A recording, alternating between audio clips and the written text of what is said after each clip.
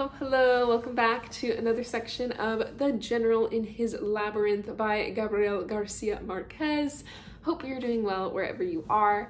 I don't have a ton of time to record right now, which is fine because the street noise, I've already had to restart. But we'll get a couple pages started here and then you'll see me in another outfit finishing the rest. But anyway, thanks for being here. Hi, I'm Julie. I read books over here. If you like this book, give me a little thumb. And if you want, subscribe for the rest of it. We are around the halfway point. Exciting.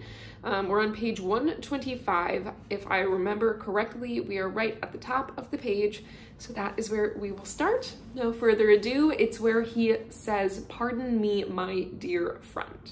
All right.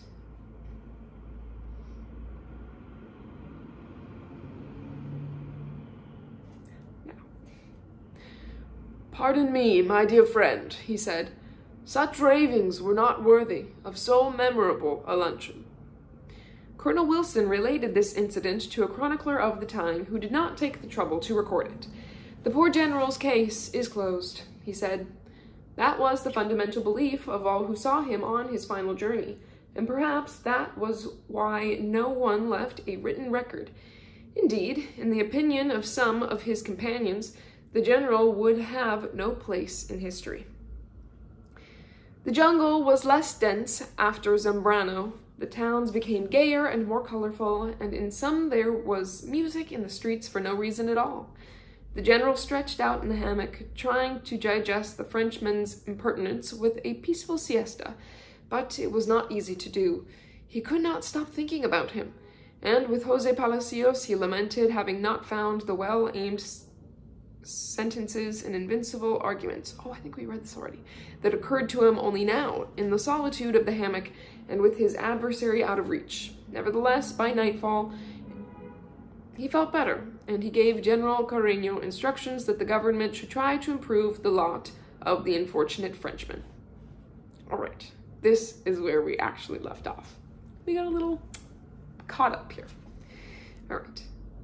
Most of the officers, enlivened by their proximity to the sea, which was becoming more and more evident in the heaving excitement of nature, loosened the reins on their natural high spirits by helping the oarsmen, hunting for alligators with bayonet harpoons, complicating the easiest tasks in order to find release for their excess energy in the toil of galley slaves.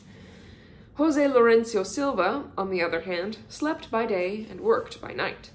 Whenever possible, because of his long-standing terror of developing cataracts and going blind, as did several members of his mother's family.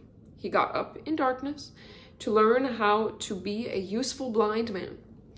During bouts of insomnia in the encampments, the general had often heard him at his artisan's work, sawing boards from trees he had trimmed himself, assembling the pieces, muffling the hammer in order not to disturb others as they slept. In the full light of the following day, it was difficult to believe that such artful cabinetry had been accomplished in the dark. On the night in Puerto Real, Jose Lorenzo Silva had just time to give the password to a sentry who was about to shoot him, thinking that someone was trying to slip through the darkness to the general's hammock. Navigation was more rapid and serene, and the only mishap occurred when one of Commodore Elvers's ships steamed past them, moving in the opposite direction, and its wake endangered the barges and capsized the one loaded with provisions. High on the hull, one could read its name in large letters, The Liberator. The general looked at it, pensive, until the danger was past and the vessel disappeared from view. "The Liberator," he murmured. Then, like someone turning the page, he said to himself, "To think I'm that man."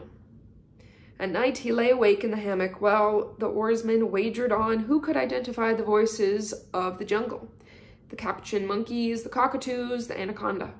Then, out of the blue, one of them said that the Campillos had buried the English china, the Bohemian crystal, and the Holland linen tablecloths in the patio because they were terrified of being infected by consumption.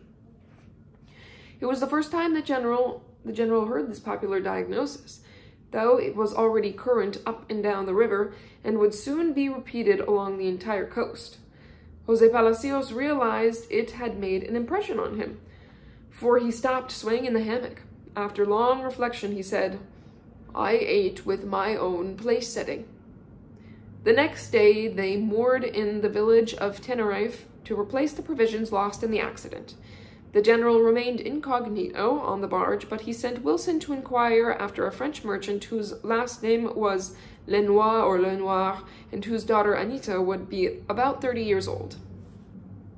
Since the inquiries in Tenerife were unsuccessful, the general wanted them repeated in the neighboring towns of Guaitaro, Salamina, and El Piñon, until he was convinced the legend had no basis at all in reality.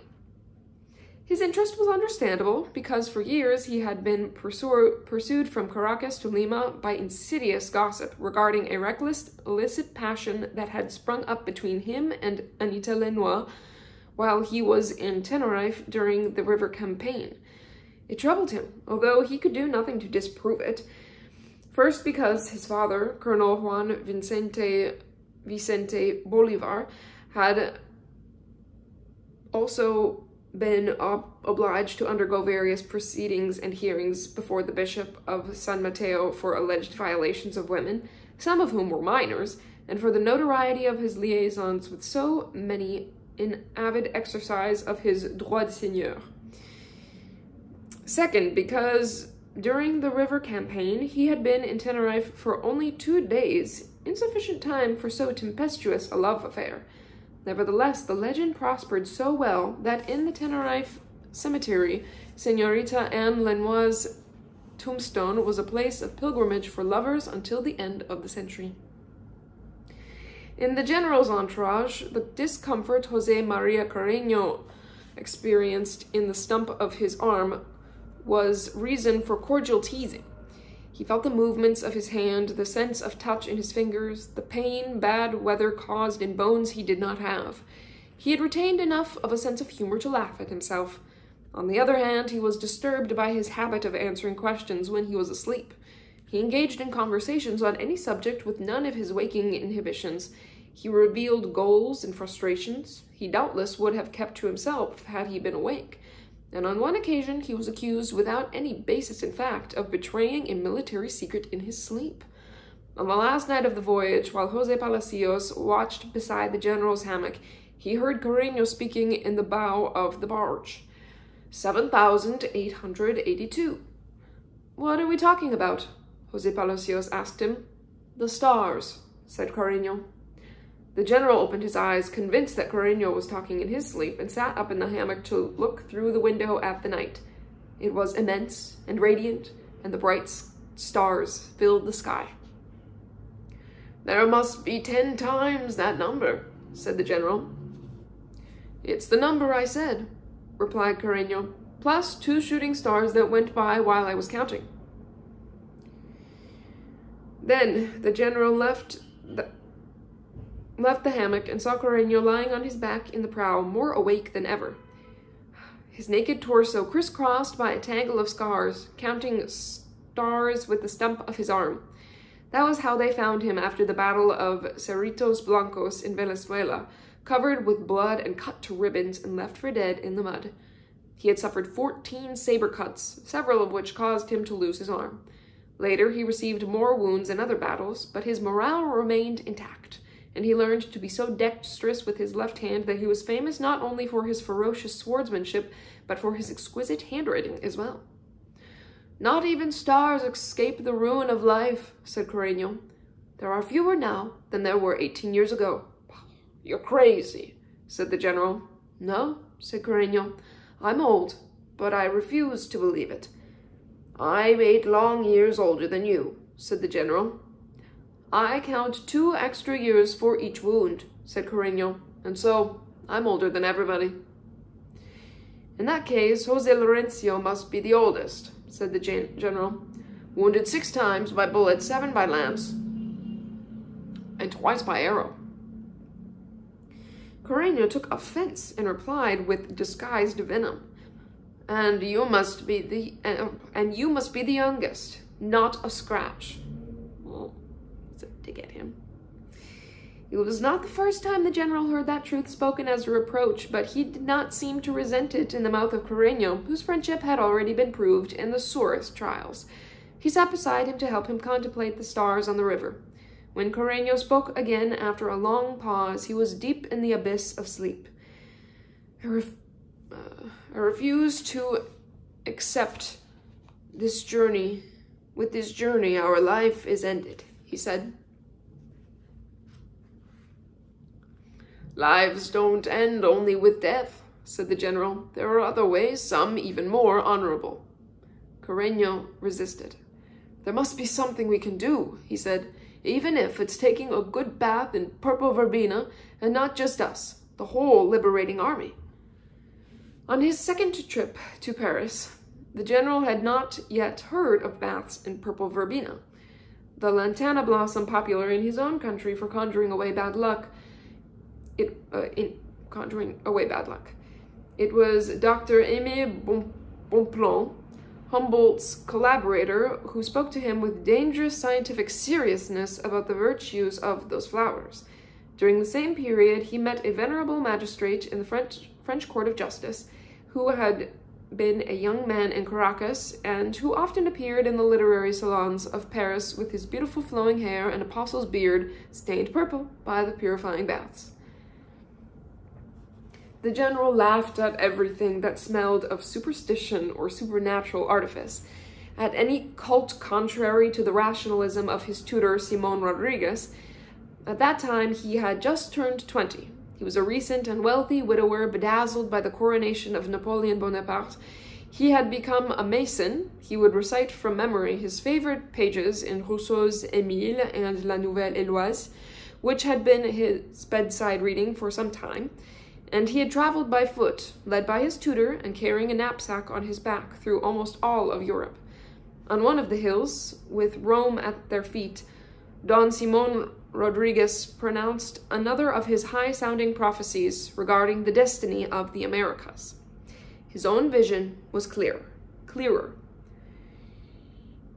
What has to be done with those immigrant Spanish pricks is to kick them out of Venezuela, he said, and I swear I'll do it. When, at last, he reached his majority,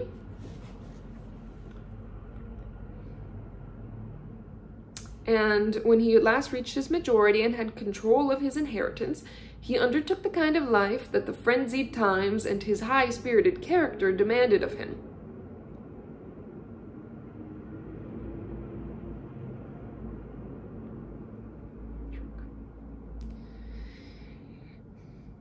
And in 3 months, he spent 150,000 francs. He had the most expensive rooms in the most expensive hotel in Paris, 2 liveried servants, a carriage drawn by white horses, a Turkish driver, and a different lover for every occasion. Whether it was his favorite table at the Café de Procope, the dances in Montmartre, or his private box at the Opéra, he told anyone who would believe him that on a single unlucky night, he had lost 3,000 pesos at roulette. When he returned to Caracas, he was still closer to Rousseau than to his own heart, and with shameless passion, he continued to reread the edition of La Nouvelle Héloïse that was beginning to fall apart in his hands. Nevertheless, a short while before the assassination attempt of September 25th, when he had more than honored his Roman vow, he interpreted Manuela Sands during her 10th reading of Émile because the book seemed abominable to him. "Nowhere have I been so bored as in Paris in the year 1804, he said to her then. On the other hand, while he was there, he had thought himself not only happy, but the happiest man in the world, and he had not colored his destiny with the auspicious waters of purple verbena. 26 years later, absorbed in the magic of the river, dying in defeat, perhaps he wondered if he might not have the courage to say to hell with the oregano and sage leaves and bitter oranges of Jose Palacios' distracting baths, to follow Carreño's advice and sink down into a redemptive ocean of purple verbena, along with his armies of beggars, his useless glories, his memorable errors, the entire country." One more paragraph. It was a night of vast silences. Like those on the colossal estuaries of Los Llanos, whose resonance allowed you to hear intimate conversations several leagues away. Christopher Columbus had lived a moment like this one and had written in his diary, "All night I hear the birds flying," for land was near after 69 days at sea. The general heard them too. They began to fly past at about 8 o'clock while Carreño was sleeping, and an hour later there were so many overhead that the wind stirred by their wings was stronger than the wind. A short while later, some immense fish, lost among the stars on the river bottom, began to swim under the barges, and they could detect the first gusts of the northeast's putrefaction. There was no need to see it in order to recognize the inexorable power this strange sensation of freedom inspired in their hearts.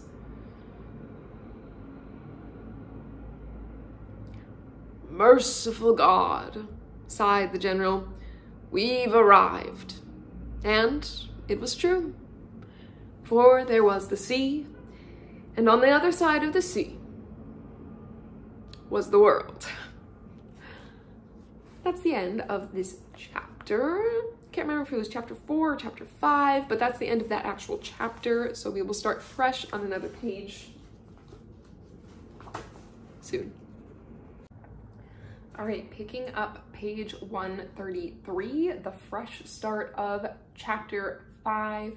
My eye is not having the best time, but no worries, I can still read. So off we go, continuing page 133, start of chapter 5.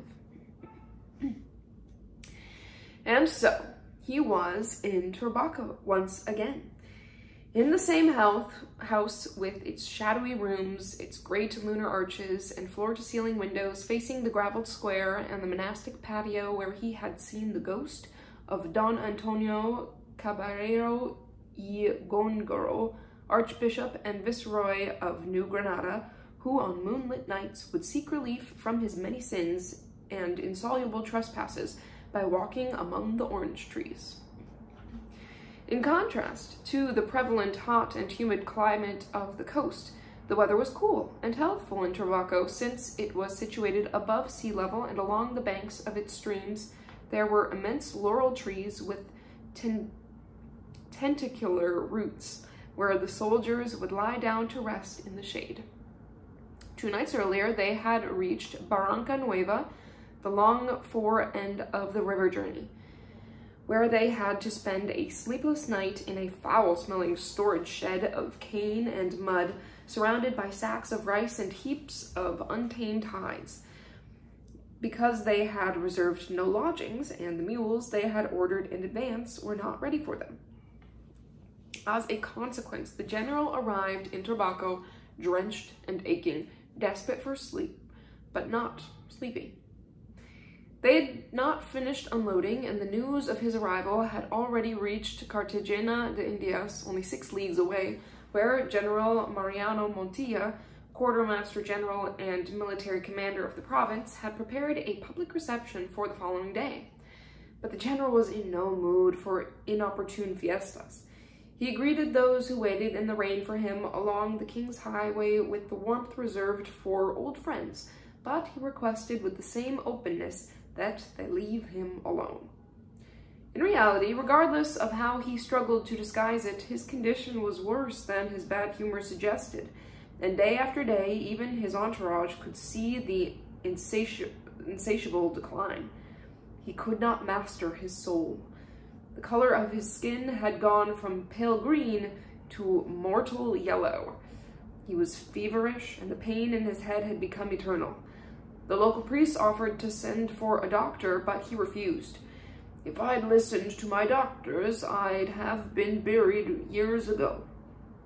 He had arrived in Turbaco ready to continue on to Cartagena the next day, but in the course of the morning he was informed that no ship bound for Europe was in port, and no passport had come for him in the last mail. Therefore he decided to stay and rest for 3 days. His officers rejoiced, not only for the sake of his body, but also because the first secret reports that arrived regarding the situation in Venezuela were not the most salutary for his soul. Nevertheless, he could not prevent his friends from shooting off rockets until they ran out of powder, or stationing a corps of bagpipers near the house who would play until late that night. They also arranged for a troupe of black men and women from the neighboring marshes of Maurier dressed as 16th century European aristocrats to perform with African artfulness their burlesques of Spanish court dances, because on this previous visit he had liked them so much that he had called them back several times. Now he did not even glance at them. "Get that noisy mob out of here," he said. Viceroy Caballero y Gongoro had built the house and lived in it for some 3 years, and the phantasmagorical echoes in its rooms were attributed to the spell of his soul in torment. The general refused to return to the bedroom he had used on his last visit, which he remembered as the room of nightmares, because each night he slept there he dreamed over and over again until daybreak about a woman with illuminated hair who tied a red ribbon around his neck until she woke him. He had the hammock hung instead from the metal rings in the drawing room, and he slept for a while without dreaming. The rain came down in torrents, and a group of children stood peering through the street windows to watch him sleep. One of them woke him with a whispered, "Bolivar, Bolivar, Bolivar." He searched for him through the mists of fever, and the boy asked, "Do you love me?" The general assented with a tremulous smile, but then he ordered the chickens wandering through the house to be chased out, the children made to leave, and the windows closed, and he fell asleep again. When he awoke the second time, it was still raining, and Jose Palacios was preparing the mosquito netting for the hammock. "I dreamed a boy on the street was asking me strange questions through the window," the general told him. He agreed to drink an infusion, the first in 24 hours, but he could not finish it. He lay down again in the hammock, victim of a dizzy spell, and for a long while he remained submerged in a twilight meditation, contemplating the line of bats hanging from the ceiling beams. At last he sighed. "We are ready for a pauper's grave." He had been so prodigal with the former officers and ordinary soldiers of the liberating army who told him their misfortunes all along the river that in Trabaco he had no more than a quarter of his travel funds left. It remained to be seen if the provincial government had enough money in its battered treasury to cover the draft, or could at least negotiate it with a speculator. For his immediate accommodation in Europe, he counted on the gratitude of England, for which he had done so many favors. "The English love me," he would say. For him, his servants, and his minimal entourage to live with the dignified decorum of his nostalgia, he continued on the dream of selling the Aroa mines. Nevertheless, if he really wanted to leave, passage and travel expenses for him and his entourage were of immediate urgency, and the amount of cash he had on hand made it unthinkable. But he could not renounce his infinite capacity for illusion at the very moment he needed it most. On the contrary, although he saw fireflies where there were none because of fever and the pain in his head, he overcame the somnolence that dulled his senses and dictated 3 letters to Fernando. The first was a heartfelt response to Field Marshal Sucre's farewell, in which he said nothing about his illness, although he often did so in situations where he was pressed for compassion, as he was that afternoon. The second letter was to Don Juan de Dios Amador, the prefect of Cartagena, urging payment of the 8,000 peso draft from the provincial treasury. "I am in dire need of that money for my departure," he told him. His plea bore fruit, and before 4 days had passed he received a favorable reply, and Fernando went to Cartagena for the money. The third was to the poet Jose Fernandez Madrid, the Colombian minister to London, requesting that he pay a letter of credit on his behalf to Sir Robert Wilson, and another to the Englishman Professor Joseph Lancaster, who was owed 20,000 euros for establishing his innovative system of reciprocal education in Caracas. My honor is involved in this matter," he told him, for he trusted that his long-standing case would be resolved very soon, and that the mines would be sold. A useless effort. By the time the letter reached London, Minister Fernandez Madrid had died. Jose Palacios signaled for quiet to the officers, shouting their disputes as they played cards in the interior gallery. But they continued to argue in whispers until the bells in the nearby church tower sounded 11 o'clock. A short while later, the bagpipes and drums at the public fiesta stopped playing. The breeze from the distant sea blew away the dark clouds that had gathered again after the downpour in the afternoon, and the full moon caught fire in the patio filled with orange trees. Jose Palacios did not leave the general for a moment, for he had been in the hammock, delirious with fever, since nightfall. He prepared one of the usual potions and gave him a senna enema, hoping that someone with more authority would dare to suggest a doctor, but no one did. The general barely dozed for an hour at dawn. That day, General Mariana Montilla came to visit him with a select group of his friends from Cartagena, among them the men known as the Three Juans of the Bolivarist party: Juan Garcia del Rio, Juan Francisco Martin, and Juan de Dios Amador. The three were horrified at the sight of the body in torment that tried to sit up in the hammock and lacked the breath to embrace them all. They had seen him at the Admirable Congress in which they had participated, and they could not believe he had deteriorated so much in so short a time. His bones were visible under his skin, and he could not focus his eyes. He must have been aware of the hot stench of his breath, for he was careful to speak from a distance and almost in profile. But what struck them most was the evidence that he had lost height, to the point where it seemed to General Montilla when they embraced that he reached no higher than his waist. He weighed 88 pounds and would weigh 10 pounds less just before he died.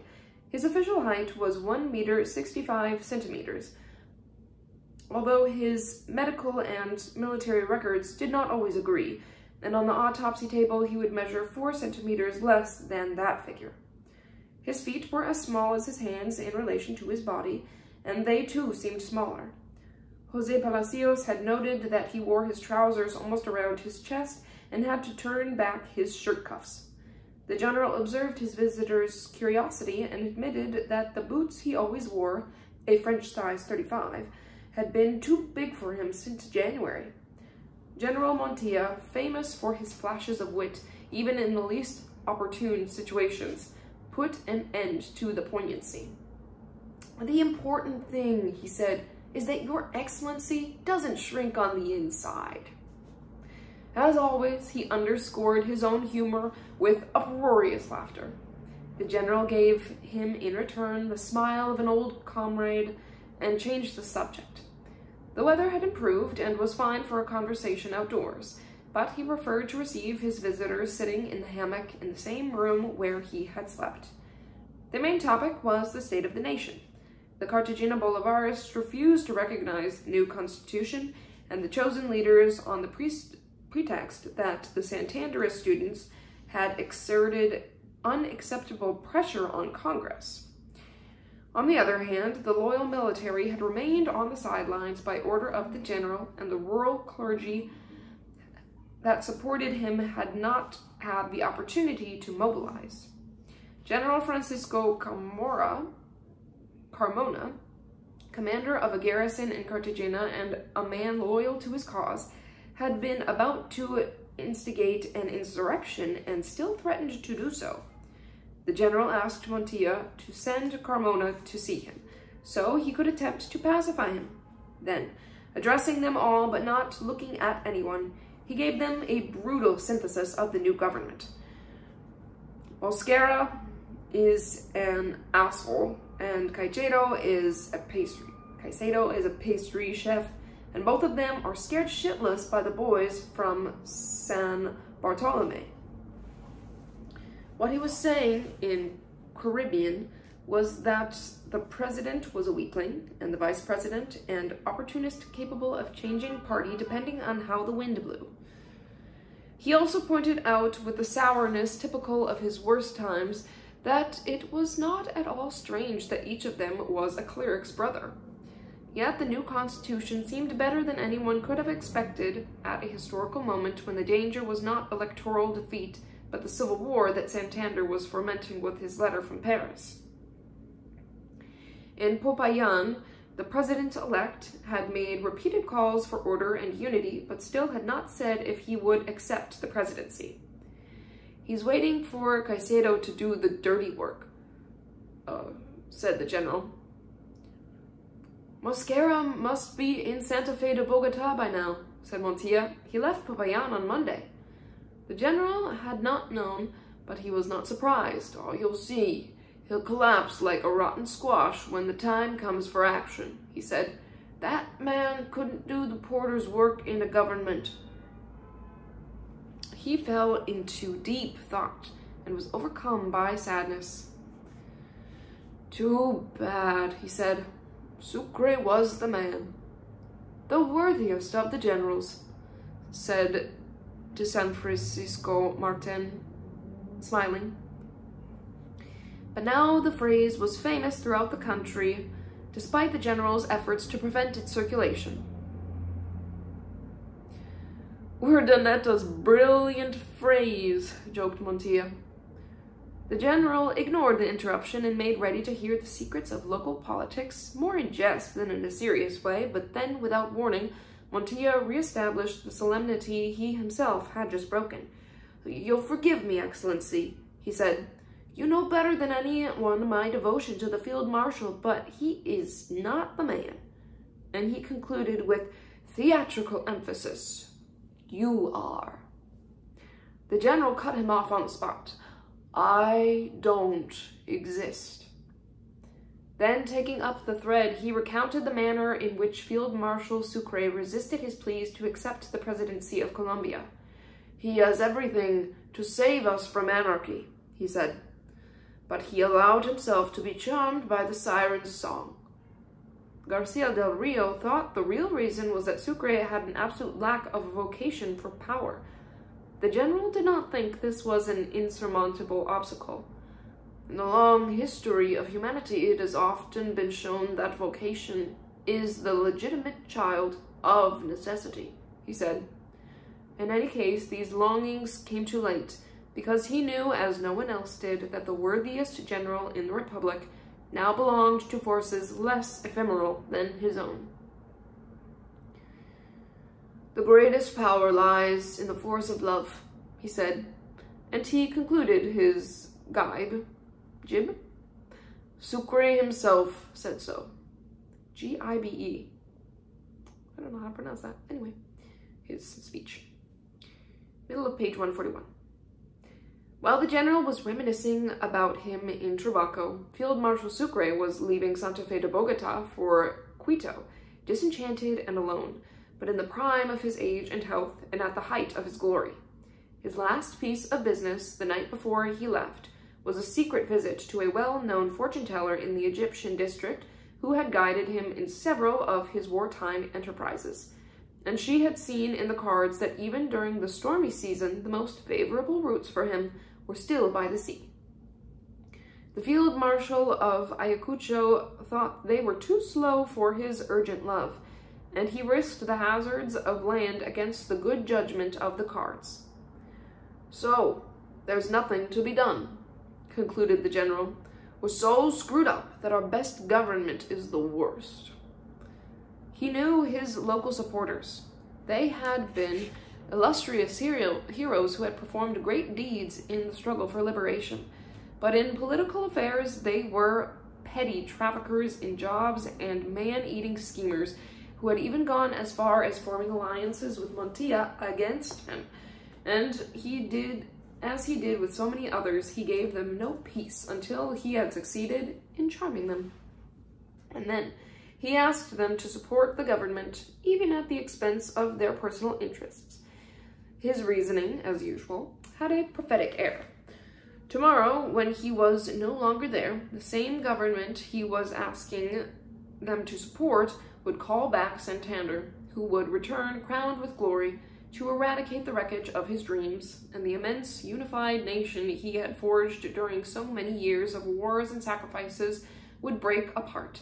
Factions would divide it among themselves, and in the memory of the centuries his name would be vilified and his work distorted. But none of that mattered to him now, if he could at least prevent more bloodshed. "Insurrections like the waves of the sea come one after another," he said. "That's why I never liked them." And to the amazement of his visitors, he concluded, "Believe it or not, these days I even deplore the one we made against the Spanish." General Montilla and his friends felt he had come to his end.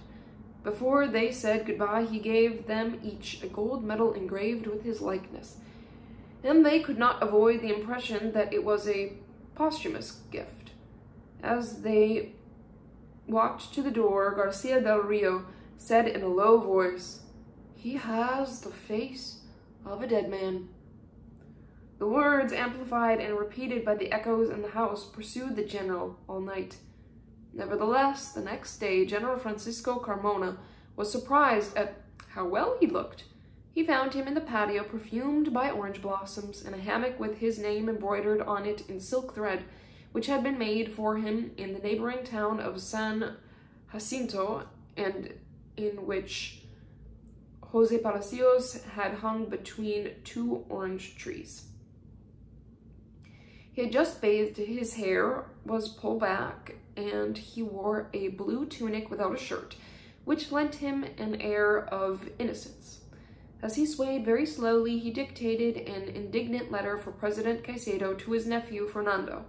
He did not seem as moribund to General Carmona as they had said, perhaps because he was intoxicated by one of his legendary rages. Carmona was too visible to pass unnoticed anywhere, yet the general looked at him but did not see him as he dictated a sentence attacking the perfidy of his detractors. Only when he had completed it did he turn toward the giant, who stood looking at him without blinking, his whole body facing the hammock, and asked with no preliminary greeting, "And do you think I'm an instigator of insurrections too?" General Carmona, anticipating a hostile reception, asked with a touch of arrogance, "Where does the general get that idea?" "From the same place they do," he said. He handed them the news clippings he had just received in the mail from Santa Fe de Bogota, which accused him once again of having instigated in secret the rebellion of the Grenadiers in order to return to power despite the decision of Congress. "What vile trash," he said. "While I waste my time preaching union, these half-baked imbeciles accuse me of conspiracy." General Carmona suffered a certain disillusionment when he read the clippings. "Well, I not only believed it," he said, "I was delighted to think it was true." "I can imagine," said the general. He showed no signs of irritation, but asked him to wait while he finished dictating the letter, in which he again requested official permission to leave the country. When he finished, he had recovered his composure with the same sudden ease he had shown in losing it when he read the newspapers. He stood up, without help, and took General Carmona by the arm for a stroll around the cistern. After 3 days of rain, the light was a gold powder that filtered through the leaves of the trees and moved the birds to sing among the orange blossoms. The general listened for a moment, heard them in his soul, and almost sighed. "At least they still sing." He gave General Carmona an erudite explanation of why birds in the Antilles sing better in April than in June, and then, with no transition, he returned to the business at hand. He needed no more than 10 minutes to convince him to respect, without conditions, the authority of the new government. Afterwards, he accompanied Carmona to the door, and then he went to the bedroom to write in his own hand to Manuela Sands, who continued to complain about the obstacles the government was placing in the way of her letters. He did no more than taste the cornmeal mush that Fernanda Barriga brought to the bedroom while he was writing. At siesta, he asked Fernando to continue reading aloud the book on Chinese botanicals they had begun the night before. A short while later, Jose Palacios came into the room with oregano water for the warm bath and found Fernando asleep on the chair with the open book on his lap. The general was awake in the hammock, and he placed his index finger over his lips to signal quiet. For the first time in 2 weeks, he had no fever. In this way, marking time between one mail and the next, he spent 29 days in Turbaco. He had been there twice before, but appreciated its medicinal virtues only on the second visit 3 years earlier, when he was returning from Caracas to Santa Fe de Bogota in order to thwart Santander's separatist plans. On that occasion, the climate had agreed with him so well that he stayed 10 days instead of the 2 nights he had planned. They were days filled with patriotic fiestas. At the end, there was a gala bullfight, despite his aversion to such spectacles, and he himself faced a heifer that tore the cape from his hands, and brought a shout of fear from the crowd. Now, on the third visit, his painful destiny was fulfilled, and the passage of the days confirmed this to a maddening degree. The rains became more frequent and more desolate, and life was reduced to waiting for news of further reversals. One night, in lucidity of advanced insomnia, he was heard by Jose Palacios as he sighed in the hammock. "God knows where Sucre can be." General Montilla had returned twice and found him much better than he had been on the first day. Furthermore, it seemed to him that little by little the general was recovering his old drive, above all because of the insistence with which he complained that his supporters in Cartagena had not yet voted for the new constitution or recognized the new government as had been agreed on the previous visit. General Montilla invented the excuse that they were waiting to find out if Joaquin Mosquera would accept the presidency. "They'll be in a predisposition if they do it beforehand," said the general. On the next visit, he complained with even greater energy, for he had known Montilla since they were boys.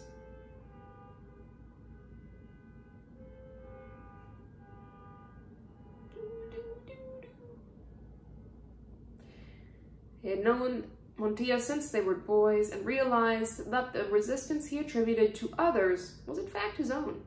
Not only were they bound by a friendship based on class and profession, but they had spent their lives in common as well. At one time, their relations cooled to the point where they stopped speaking to each other because Montilla left the general without reinforcements in Mompox at one of the most dangerous moments in the war. And the general accused him of both moral degeneracy and responsibility for all his calamities. Montilla's reaction was so impassioned that he challenged the general to a duel, but he continued to serve the cause of independence despite personal animosities. He had studied mathematics and philosophy at the military academy in Madrid and had been a personal bodyguard to King Fernando VII until the day the first news of Venezuelan emancipation reached him. He was a good conspirator in Mexico, a good arms smuggler in Curacao, and a good fighter everywhere, from the time he was first wounded at the age of 17. In 1821, he rid the coast of Spaniards from Riohacha to Panama and took Cartagena from a larger and better equipped army. Then he offered reconciliation to the general with a gallant gesture. He sent him the gold keys of the city, which the general returned along with his promotion to the rank of brigadier general and orders to take over the government of the coast.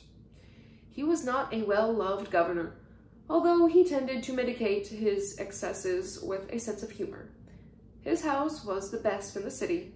His hacienda, Aguas Vivas, was one of the most desirable in the province, and in broadsides on the walls, the people asked where he got the money to buy them. But after 8 years of a difficult and solitary exercise of power, he was still governor, having become an astute politician difficult to oppose. Montilla replied to each insistent complaint with a different argument. Nevertheless, at one point he told the unadorned truth. The Bolivarists in Cartagena were resolved not to swear to a compromised constitution or recognize a weak government whose origins lay not in harmony but in widespread discord. This was typical of local politicians whose disagreements had been the cause of great historical tragedies. And they are not mistaken of it, Your Excellency, most liberal of us all, leaves us at the mercy of men who have appropriated the name liberal in order to destroy your work, said Montilla, and therefore the only way to settle matters was for the general to remain in the country and prevent its disintegration. Fine. If that's the case, tell Carmona to come back and we'll persuade him to revolt, replied the general with characteristic sarcasm. It won't be as bloody as the civil war the Carthaginians are going to provoke with their insolence. But before he said goodbye to Montilla, he had regained his composure, and he asked him to bring the leaders of his party to Turbaco to air their objections. He was still waiting for them when General Carreño arrived with the news that Joaquin Mosquera had assumed the presidency. He slapped his forehead. "Fuck it," he exclaimed. "I won't believe it until I see it with my own eyes." That same afternoon, General Montilla went to confirm the report in person in a downpour with crosswinds that uprooted trees, devastated half the town, destroyed the house's farmyard, and swept away the drowned animals. But it also softened the blow of the bad news. The official escort, in an agony of tedium in the empty days, prevented the disaster from becoming worse. Montilla threw on a battlefield rain cape and directed rescue operations. The general sat on a rocking chair in front of the window, wrapped in the sleeping blanket, his look thoughtful and his respiration calm, contemplating the torrent of mud that carried along the wreckage left by the disaster. Those Caribbean disturbances had been familiar to him since he was a boy. Nevertheless, while the troops hurried to re-establish order in the house, he told Jose Palacios that he could not remember seeing anything like it. When, at last, calm was restored, Montilla came into the room, dripping water and muddied up to his knees. The general was still intent on his idea. "Well, Montilla," he said, "Mosquera is president now, and Cartagena still hasn't recognized him." Montilla would not allow storms to distract him either. "If your excellency were in Cartagena, it would be much easier," he said. "There's the danger it would be interpreted as interference by me, and I don't want to be the protagonist of anything," he said. "Furthermore, I'm not moving from here until this matter is resolved." That night, he wrote a letter of support to General Mosquera. "I have just learned with no surprise that you accepted the presidency, which makes me happy for the country and for myself," he told him. "But I regret it, and will always regret it for your sake." And he ended the letter with a sly postscript. "I have not left because my passport has not arrived, but I am leaving without fail when it does." On Sunday, General Daniel Florencio O'Leary, Daniel maybe, arrived in Turbaco and joined the entourage. He was a prominent member of the British Legion, who for some time had been an aide-de-camp and a bilingual secretary to the general. Montilla, in a better humor than ever, had accompanied him from Cartagena, and they and the general spent a pleasant afternoon as old friends under the orange trees. At the end of a long conversation with O'Leary concerning his military career, the general asked his favorite question. "And what are people saying?" "That it isn't true you're leaving," said O'Leary. "Aha," said the general. "Why not this time?" "Because Manuelita is staying behind." The general responded with disarming sincerity. "But she's always stayed behind." O'Leary, a close friend of Manuel Sain's, knew the general was right. It was true, she always stayed behind, not because she wanted to, but because the general would leave her on any pretext in a foolhardy effort to escape the servitude of formalized love. "I'll never fail in love again," he once confessed to Jose Palacios, the only human being with whom he ever permitted himself that sort of confidence. "It's like having two souls at the same time." Manuela asserted herself with a determination that could not be contained and with none of the hindrances of dignity. But the more she attempted to conquer him, the more eager the general seemed to free himself from her chains. It was a love of perpetual flight. In Quito, after their first 2 weeks of passionate love, he had to travel to Guayaquil for a meeting with General Jose de San Martin, the liberator of Rio de la Plata, and she stayed behind, asking herself what kind of lover left the table in the middle of the meal. He had promised to write every day, everywhere he went, so that he could swear with all his heart that he loved her more than he had ever loved anyone else in this world. He did write to her, in fact, and sometimes in his own hand, but he did not send the letters. In the meantime, he consoled himself in a multiple idyll with the 5 indistinguishable women of the Garayacoa matriarchy, never knowing for certain if he had chosen the grandmother of 56, the daughter of 38, or the 3 granddaughters in the flower of their youth. When his mission in Guayaquil was over, he escaped from them all with promises of eternal love and a prompt return, and he went back to Quito to sink into the quicksands of Manuela Sanz. I think that's where we will end this section.